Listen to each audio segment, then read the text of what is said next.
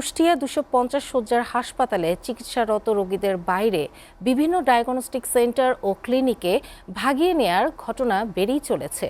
ভ্রাম্যমাণ আদালত দিয়েও দালালদের কিছু করা যাচ্ছে না। তবে রোগীদের অভিযোগ, হাসপাতাল কর্তৃপক্ষই এই চক্রের সাথে জড়িত। কুষ্টিয়া থেকে নূর আলম দুলালের প্রতিবেদন। কুষ্টিয়া 250 শয্যার হাসপাতাল জেলার এখন একমাত্র প্রধান চিকিৎসা কেন্দ্র।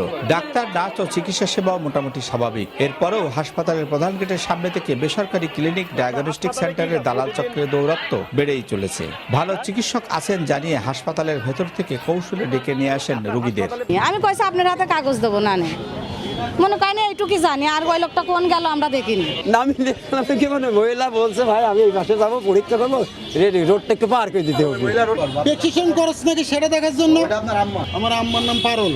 কুষ্টিয়া হাসপাতালের প্রধান ফাটক সহ দুটি গেটের সামনে গড়ে উঠেছে নামে বেনামে প্রায় অর্ধশত ডায়াগনস্টিক সেন্টার ও চিকিৎসক চেম্বার। সরকারি হাসপাতালের সামনে এমন বেসরকারি ক্লিনিক, ডায়াগনস্টিক সেন্টার থাকাটা আইনত নয়। তবে দালাল প্রসার কথা অস্বীকার করেন এসব ডায়াগনস্টিক সেন্টারের মালিকরা।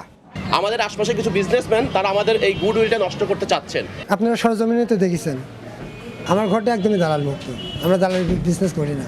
আইন করেও দালাল চক্রদের কোনোভাবে রোধ করা যাচ্ছে না। তাই আগে সাধারণ মানুষকে সচেতন হওয়ার পরামর্শ এই আবাসিক মেডিকেল অফিসারের। ডাক্তার যখন লিখে দেয় যে টেস্টগুলো আমাদের ইয়েতে হয়, হাসপাতালে হয়, সেগুলো এখান থেকে করবেন, এটা আমরা সবাইকে বলে দিই।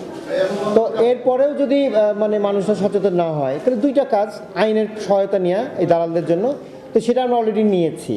জেলায় 244টি ডায়াগনস্টিক সেন্টার ও ক্লিনিক রয়েছে। তবে এর বাইরে অনেক অনুমোদনহীন, মানহীন রয়েছে স্বীকার করে দালাল চক্রের বিরুদ্ধে কঠোর ব্যবস্থা নেওয়ার কথা জানান সিভিল সার্জন। কোনো ক্লিনিক মানসম্মত না, যেটা আপনি বলছেন, সেখানে নিয়ে গেল। তো দালালের দৌরাত্ম্য যাতে প্রতিরোধ করা যায়, এই ব্যাপারে কিন্তু আমরা সবসময় সচেষ্ট আছি। কুষ্টিয়া 250 শয্যার হাসপাতালে চিকিৎসা সেবার পরিবেশ ফিরিয়ে আনতে সঠিক পদক্ষেপ গ্রহণের দাবি সচেতন মহলের। নূর আলম দুলাল, SATV, কুষ্টিয়া।